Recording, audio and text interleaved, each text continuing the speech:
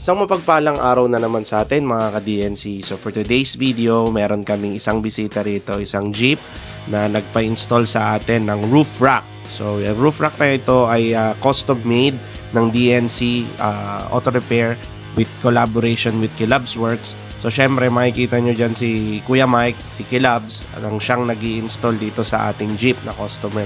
I would like to say na itong roof rack na ino-offer natin sa mga customers ay hindi siya pang budget friendly. So medyo may kamahalan siya kasi yung materials na ginamit natin dito is an aluminum and plus yung mga brackets nito are custom and perfectly fitted to your cars. At syempre hindi lang dun yun dahil lahat ng ginagawa naming roof racks are handmade at sinisigurado namin na quality ang pagkakatabas ng bawat brackets at bawat kanto ng ating roof racks. Kung makikita nyo dito sa ating finished product, so it was finished by a Raptor paint.